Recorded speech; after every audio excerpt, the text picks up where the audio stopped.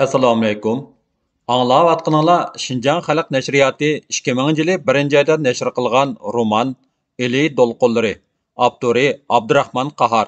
2-qism 11-bob. Davomi. U polik shtabiga kirib, yuz bergan voqeani bayon qilganda, polik komandiri Nizomiddin o'ziga jiddiylikmi tushmay, g'azablanmagandek tamkin o'ltirib savol so'rashga boshladi. U Xanzu qizi qayerda turdi ekan? Bizning ayg'imizdagi Jonzida bir oilaning yolg'iz qizi ekan. Qiz uyda yolg'izmikan? Yo'q, yo'ldosh polkovnik, dedi u. Uyda qizning dadisi, onasi bor ekan. Xo'sh, voqeani tafsiliyroq so'zlashga boshladi u. Mahad borganda u oiladagilar uni qizg'in qarshapti, mehmon qilibdi. Qizi Uyg'urchani yaxshi so'zligini uchun dadisi bilan onasi qizini yolg'iz qoldirib, dalan uyga chiqib ketibdi. Jinning qasdi shaptulda degandek, bu Mahadga yaxshi fursat bo'pti. Mahad po'xurlik qilib, qizning u yer bu yerni tutishga boshlabdi. Qiz uning niyatini bilib, neriroq o'ltiribdi. U oxir qizni majburiy karvatga besibdi. Qiz tepchaklab varqirab ketgandan keyin dadisi bilan onasi aloqzada bo'lishib, yugurishib kiribdi. Buni ko'rgan Mahad ikkisiga tapanchisini tanglab, dalan uyga haydab chiqibdi-da, qizni qochirib o'tmaslik uchun dadisining yon peshidan itib, uni o'rnidan qo'polmas qilib qo'yibdi. Onasi bu holni ko'rib, hushidan ketibdi. Saroydan hushini yo'qotib chiqqan qizni Mahad xuddi sochujini olgandek bir qo'li bilan ko'tarib olib, saroy uyga akiribdi-da, maqsadiga yetibdi. O'zi iqrormi? Iqror. Hammani bo'yniga oldimi? Mening e'tiqodlarim uning aynan o'z so'zi. Yo'ldosh polkovnik, dedi Gayit darhalla. Urushlarda botirlik ko'rsatib, jinoyatimni yusam deydi. Nizomiddin ochiq kulimsiradi. Undaq jinoyat o'tkazmaymi? Hamma jangchi botirlik ko'rsatyotidi, dedi Nizomiddin va uning chiroyi birdilla jiddiy tus oldi. Biz inqilobimizni sog'lom elib berishimiz kerak. U o'zimi qo'sh o'rdanliq, botirlik, fidoilik o'rdanlari olgan. Uning ustiga u hamma qilmishlarini rostchilik bilan to'liq bayon qildi. Nizomiddin yinib ketgan surlik ko'zlarini Gayitga tikib turib, "Nim demoqchi bo'lsiz? Kechirim qilish kerak demoqchimisiz?" dedi. "Kechirim qilmagan taqdirdami har holda?" Gayitning ovozi titrab chiqatdi. Nizomiddin kesib aytdi. "Behuda urinmang. Bizning armiyamizning sha'niga hech kim tog' takkuzmasligi kerak. Ham takkuzolmaydi. Armiyamizning jangvorligini, sopligini qo'g'dishimiz kerak. Bilishingiz kerakki, armiya intizomi, komandir, jangchilarning ulgulik axloqiy fazilati uni mangu o'ra turg'izolaydi va yashintolaydi. Ko'ksi orden medallar bilan to'lgan bo'lsa-mu, u o'limga mahkum. Yo'ldosh polkovnik, yana bir ish bor. Xo'sh, bu ishni nodammi biladi ekan. Nima?" Nizomiddin beshini hayrat chaqqan odamdek ittik ko'tardi. "Masala o'tishdan oldinmi?" "Shundoq, yo'ldosh polkovnik." Gayit varischandan anglaganlarini aytdi. "Mahad bu ishga nodamni soya qilgan, billa berib o'ynayli degan." Nizomiddin tez-tez savol qo'yib turadi. "Nodamchu? Nodam dastlabda ma'qul degan. Xo'sh, keyin yenib olgan. Mahad sen bormsan mayli, o'zim bir yevriman degan. Nodam quloq yopirib yurgan, sukut qilgan. Nodam o'zi iqrormi? Men uni bormas deb o'ylabdiman, deydi. Sizning fikringiz qandoq? Meningcha agar nodam uning sharmanda niyatini shtabga vaqtida ma'lum qilgan bo'lsa, u ishning oldini olg'ili bo'ladi. Ehtimol. Meningcha nodamni jazolash kerak. Shundoq, lekin nodamni jazolagandimi, baribir uning jinoyati aniqlab qolmaydi. Shundoq, yo'ldosh polkovnik. Lekin nodamning beparvoligi, sabdoshlariga mas'ul bo'lmasligi jazolanish kerak. Uningga bir oylik qamoq jazosi buyuring. Boshqa gap yo'q. Qayting. Xo'p, bo'ldi, yo'ldosh polkovnik. Atsi butun polik sapga tizildi. Polik shtab boshlig'i Mahadning qilmishini o'qishga boshladi. Mahad sap oldidagi maydonda Kakari, Propurchik unvoni va maydisdagi ordanlari yo'l velingan holda beshini sangiltib o'ra turadi. Minglagan ko'zlardan chachirgan g'azab, ichinish uchqunlari uning ko'krigiga tegmoqda edi. u beshini ko'tarishga jur'at qilolmaydi. Harbiy siyosiy jihatdan jinoyat o'tkazsamchu kashki, deb o'ziga o'zi ichinatdi. Put qo'llari barg'ansiri darmonsizlanib boradi. Nursiz ko'zlariga dahshatli qorong'ulik tiqilgandek bo'ladi. Jangchilarda barg'ansiri ichinish tuyg'ulari yenishga boshladi. Qonliq janglarda bir necha yil billa bo'lgan urush bo'ronlari uni uchirib ketolmagan. Talay kunlarni och-to'q o'tkazgan, uyqusirgan, o'tqa kirgan, suvga tushgan, yaralangan, lekin jangovar sapdan qolmagan, balki sapning oldida mang'an. Baturluq ordeni uning ko'ksiga osonlikcha esilmagan. U bir qitim dushman qo'liga terik tushib ketib, butun qism uningdan umidini uzib turganda ikki dushmanni o'ldirib, bir miltiq, bir tapanchani g'animat elib, sapga yenib kelgan. Jangdagi urushda yolg'iz o'zi Gomindaning cho'ng potiyini portlatib, qismning ilgirlishiga yo'l ochgan. Shexu urushida 3 yeriga o'q tegib, ig'ir yaralangan. Saqayganda doktorlar, komandirlar orqa sapda ishlashni topshirsa-mu, unimay jangovar sapga, urush ichiga yenib kelgan. Texi u dangliq naqshchi, usulchi, xushchaqchaq doramchi edi. Nurg'un qushlar ovozda sayrab, talay qitim razvedkaga chiqqan. Jangchilar qalbida o'chmigidek qiziqchiliklari bilanmu hamma uni maham deyishatdi. Mana bu ishlar komandirlargami, jangchilargami 5 qo'ldek ayon. Shu ishlar ularning ko'z oldidan bir-birlab o'tishga boshlagan edi. Shuncha yaxshi janglarni qilgan bir jangchining ko'ngilning kayniga kirib, birdamlik qizil lata ko'ringandek qo'zg'algan hissiyotini bosolmay, o'zini barbod qilish darajasiga berib yetishiga sabdoshlari qancha qayg'ursimu, ichinsimu, lekin bu ichinish, qayg'urish uni oqlayolmaydi, qutqizolmaydi. U insonlarning iffat nomusini himoya qiladigan, qo'g'daydigan qonundan ustun turolmaydi. Butun maydon ajoyib surlik tus elib, ig'ir sukutda turadi. Odamlar nafratlanyapsimu, qayg'uryapsimu, ichinayapsimu, shu topda uning ahamiyati yo'qdek qiladi. Rasvoyi jinoyatning o'limga mahkum ekanligini hamma biladi va shundoq hukmni hammasimu himoya qiladi. Hukmni himoya qilasan, ammo ko'zingdan yosh qo'yiladi. Qo'yilgandimu o'tdek qiziq yoshlar qo'yiladi. Rastilla Mahat o'limga buyurildi. O'z batalyonining oldida turgan Gayetning ko'zlariga liqqida yosh keldi. Bular emas, ko'zlariga yosh kelganlar ko'p, lekin ko'z yoshlarini yoshirib qolg'ili bo'lmaydi. Bulduqlab chiqib tursa qandoq qilasan? Texi ana shu dahshatlik hukmni o'qigan mayormu ko'z yoshlarini to'xtatib olmay, yuzini ta'tir o'rib turib oldi-ku. U Mahatni necha qitim mukofotlagan, maqtagan, olqishlagan, orden taqdim qilgan buyruqlarni o'z qo'li bilan tutib turib o'qigan emasmidi?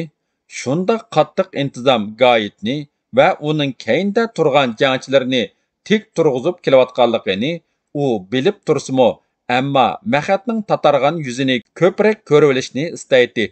Mahat beshini ko'tarib, sabdoshlariga oxirgi qitim bir qaradi. U meningdan ibrat ilinglar deb so'zlamoqchi edi, ammo sabdoshlarining ko'zlaridagi mo'ldirlab turgan yoshlarni ko'rib, so'zlashdan yaltaydi. U butun kuchini yig'ib, qadamlarini xuddi stroydagidek takshi, ratlik yo'tkab mandi. Ana, u ketib boradi. Uning umri barg'ansiri qisqarmoqda. Jangchilar uning keyniga bir qayrilishini shuncha kutmoqda. Yo'q, u qayrilibmi qo'ymadi. Oradan 15 minut o'tganda tarqilishib o'z zimlankilariga un-tinsiz kirib ketib borgan jangchilar keyindan itilgan puchpoy o'q ovozini angladi. Usti chidircha yepilib, qanaltir bilan qoplangan uyga o'tira yo'nalish qo'mondonlik shtabiga kirib kelgan polkovnik Boso'ga atlapla hurmatda turib chas berdi. Salom yo'ldosh general leytenant, chaqirtishingiz bo'yicha keldim. Milliy armiya bosh qo'mondoni general leytenant Isoqbekmu o'rnidan turib chas berdi. Salom yo'ldosh Nizomiddin. Ikkisi qo'l ilishib ko'rishdi va qizg'inlik bilan uzoqcha bir-birining qo'llarini silkishdi. Nizomiddin ondan bosh qo'mondon bilan birga kelgan bosh shtab xizmatchilari o'ttira yo'nalish shtabidagilar bilan ko'rishdi. Isoqbek Yansıxayda turuşluq qismlarının turmuşi, hərbi dərs, hər xil məşqlər, jangchilarning dam elish, ko'ngil ichish faoliyatlari to'g'risida so'radi. Nizamiddin tafsili javob bergandan keyin Isoqbek, dars soatini ko'paytinglar. Muzokirani jangchilarmi, komandirlarmi o'z amaliyati bilan har qaysi joylarda qilingan urush hujumlarda barliq kelgan tajribalar, ochiq saboqlar bilan birlashtirib muzokira qilsin.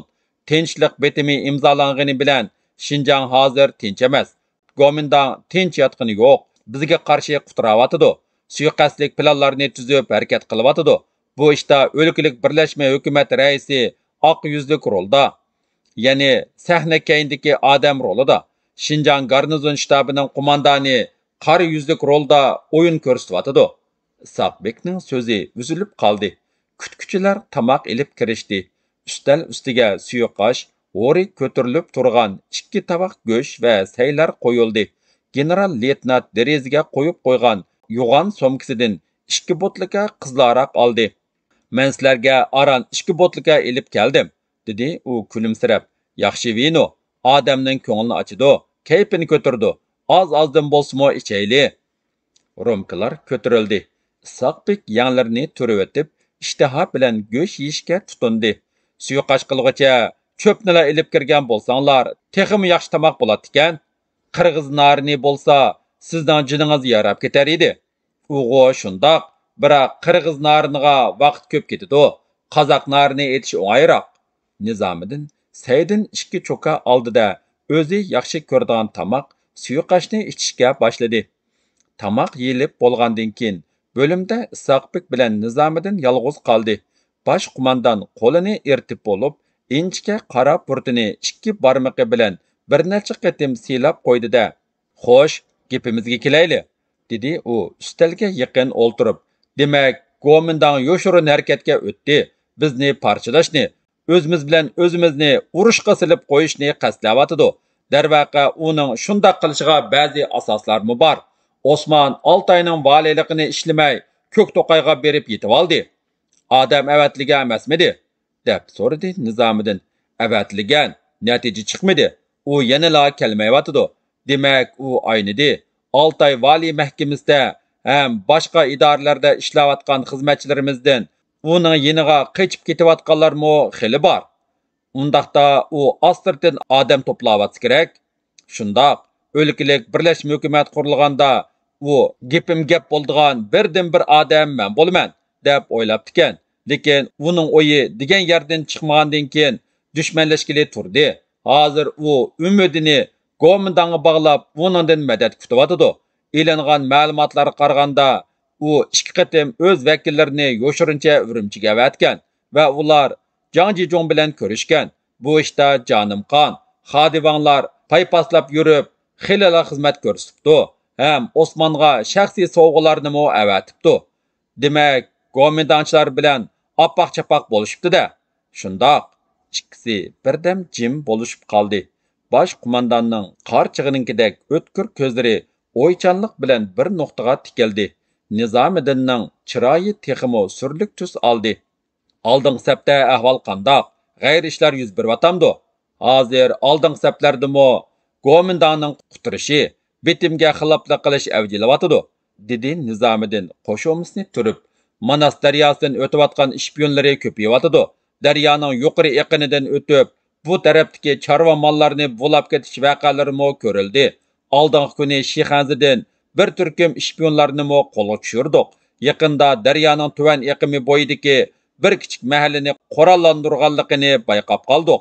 Men bu ahvollarni bosh shtabga texi oqshom doklad yozgan edim.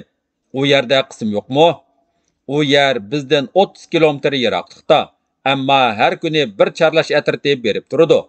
Undaqda yo'shirin harakat qila oladi ekan. U yerga qism avatinglar, ham darhol telefon simlari tortinglar. Men bosh shtabga yozgan doklatimga mushundaq talablardan bir nechini yozdim. Osmonning bizdan ayrilishi ig'ir masala.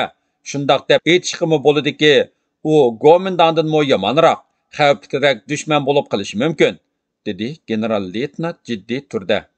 U uzoq yil qo'mondonga mo, Shingisega mo tutuq bermagan odam, chunki tog'liq rayonlarda harakat qilishning ipini biladi. yer sharoiti bilan pishiq tunish, uning ustiga Qappos Mufti ismli tashviqotchisining rolini sal chalg'ili bo'lmaydi. U aslida Alash o'rdachilarning o'quvchisi bo'lib, Osmonning yeniga qochib kelib olgan. Tashviqot bilan xalqni ozdirib, uningga agashtirib beralaydi. Osman bizning inqilobimizni qo'llagan ham qatnashgan. Biz ittifoqlik, birlikni ko'zda tutib, uningga Oltayning valiyligini bergan. Dalilqon muavin vali bo'lgan. Bo'lmasa birinchi valiylik haqiqiy inqilobchi Dalilqonning o'rni edi. U buni bilmadi. Ozodlik, demokratiyani, xalqning huquq manfaatini o'ylamay, o'zini o'yladi. Mundaq odamni qandoqmi haqiqiy inqilobchi degil bo'lsin? Ba'zilar uni uzoq yil urush qilgan deydi. Shingsey va Gomindanga qarshi ko'p yil urush qilgani rost, lekin u demokratik, keng xalq manfaati kepillantirilgan hokimiyat qurish uchun inqilob qilganmi? Dunyoda o'z xalqini bulaydigan, oyoq osti qildigan inqilobchi bo'lamdi. Hozir u o'z mohiyatini oshkorladi. General-leytenantning kichik ko'zlari yondi. Inchga qarab burti g'azabdan titrab, to'liq kelgan yuzi jiddiy tus oldida o'rnidan turib ketdi va tamg'a esilgan xaritiga qarab turib qoldi. Beshidagi shapkasini hisobga olmaganda uni hech kim harbiy odam deb o'ylamaydi. Uftisida ishchi kiyimi, putida ovchilar kiydigan uzun qo'nchilik o'tuk, Nizomiddin qo'mondonning shu turqiga sapsilib turib qoldi va mundoq dedi: Savanning hokimidan chatoq chiqyotidi deb angladim. Shundoq, bu yuz berayotgan ikkinchi ig'ir masala.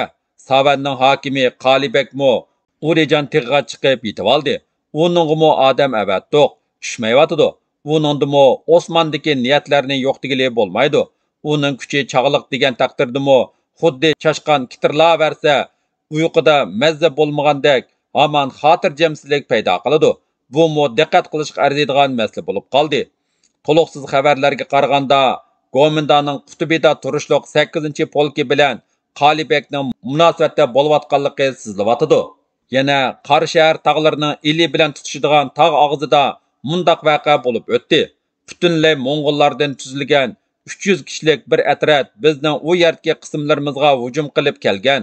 Bizning qismlarimiz birla hayva bilan ularni butunlay taslim qildirgan.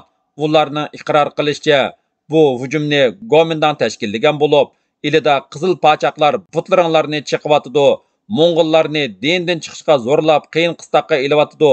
Ularni qutuldirish haqqinglar yo'qmi deb avatgan. Milliy bo'lginchilik paydo qilib, parokanchilik silish, millatlarni parchalashni qasdlayotibdi-da, dedi Nizomiddin. Urushda taqobil turolmagandan keyin shundoq qilyotidi. Bu kondan qolgan usul. Tarixda aksiyachilar oz sonliq millatlarni boshqarishda o'z yig'ida o'z go'shini qo'rish usulini qo'llangan edi. Shuningga varislik qiladi-da. Sagak bo'lishimizga to'g'ri keladi, dedi Nizomiddin. Harbiy mashg'ulotni kuchaytirishdan sir siyosiy xizmat va komissarlar xizmatini kuchaytmay bo'lmag'idek, umumiy ta'lim-tarbiya nuqtasini siyosiy xizmatga yo'tkazmay bo'lmaydi. General o'rniga kelib o'ltirdi-da mundoq dedi: Bo'libmi Shimoliy front rahbarligini kuchaytirish kerak. Bu hozirgi vaziyatning talabi. Biz bosh shtabda muzokara qilib, Ahmadjonning ma'qulligini olib, sizni Shimoliy front 3-polkga yo'tkazdik. Mana sizga tushirilgan buyruq. Nizomiddin o'rnidan irg'ib turib, "Tayyorman, yo'ldosh general", dedi. "Rahmat, o'ltiring, o'ltiring." Nizomiddin o'rnida o'ltirdi-da, Isoqbek sungan konvertning og'zini ochmay, uning og'ziga qaradi. Bosh qo'mondon Osmon rasmiy qurolli qarshilashga o'tsa, 3-otliq polkning uningga qarshi asosiy kuch bo'lib qoladiganligini, biroq hozir 3-otliq polkda ittifoqlikning yaxshi emasligini, harbiy tuzum intizomning ko'rinarli bo'shashganligini, qurol-yarog', ot-uloqlar va iqtisodiy hisobotning yo'qligini, qismda boshliqlikning yuqorining buyruq yo'l-yo'riqlarini anglamaslikning bosh ko'tarayotganligini, u yerga berib jon ko'dirib ishlab, qismning jangovarligini asliga keltirishning lozimligini va oxirida mushu xizmatlarni ishlashning dushmanni yo'qotishdanmi ahamiyatli xizmat ekanligini birma-bir tushuntirib o'tdi. Ham u yerga tez yetib berishning 3 kunlik tayyorlikdan keyin yurib ketishning kerakligini aytdi. Nizomiddin polk shtabiga qaytib kelgandan keyin nemishqidir mayuslangandek bo'ldi. Polkdagi 50 dan oshiq komandirning mijoz xulqi, urush qilish san'ati uningga besh qo'ldek ayon. Hatto har bir jangchining degudek qandoq esli xislatlarga ega ekanligi va qandoq nuqsonlari borligimi uningga ro'shan. U Nilqa tog'larida harakatlanib yurgan chog'larida mushu polkning asosiy faqat 50 la partizan edi. Keyin buloq eqinlari daryolarga qo'shilgandek 200 ga, 300 ga, 500 ga yetib borgansiri ko'payib ulg'aygan. Dahshatlik urush bo'ronlari Anvardek farosatlik, chabdas komandirlarini, kevirdek mard jangchilarni uchirib ketdi. Hozir hayot qolgan Goyit, Nodam, Botir G'ozi, Rayhonga o'xshash oddiy jangchilar partizanlikdan tortib hozirgacha pagonlarga chaqnab turgan baldoq yulduzlar ko'ksiga boturlik, sadoqat, fidoyilik ordalari chiqqicha uning bilan mo'rini mo'riga terab kurash qilgan, suvga tushgan, o'tqa kirgan, qon kechgan, oduqmay o'limga tikilib qarab, jangovarlashgan, urush ichidagi do'stlik, inoqlik, issiq jonni badal qila oladi. U tog'dek buyuk, dengizdek cho'nqur, oshiq-ma'shuq qalbidek samimiy va shabnamdek toza bo'ladi. Xuddi bir otaning bolalaridek bo'lib ketgan qarindoshlardan ayrilish albatta ig'irda. "Man nimanchilar o'ylab ketaman", dedi Nizomiddin o'z-o'ziga. "Man xuddi mushuningga o'xshashlar xalq farzandlari bilan birga bo'lman-g'u. Vatan, xalq, qo'mondonlikning menga zarur ehtiyoji tushib olsa, mayuslansam, qiyolmaslik ilkida to'lg'ansam, qani mening shehidlar beshida, g'ozlar oldida bergan qasmim, menga tushayotgan buyruq ozodlik, erkinlik ishqida yeniyotgan xalqimning buyrug'i. Bu yo'lda naga buyurilsam mayli, borman. Texmo azobli safarlarni keziman, o'tqa kirman, suvga tushiman va buni xushalliq deb bilaman." 3 kundan keyin o'z vaqtida to'ga karvonlari Chapayzidan Tarbag'atay, Oltayga mangadigan yo'lni birinchi bo'lib Nizomiddin mashina bilan mangadigan yo'l qilib ochdi va o'z polkidan faqat Botir G'ozi boshchiligidagi bir vozvot jangchini elib shu yo'l bilan yurib ketdi. Davomi bor.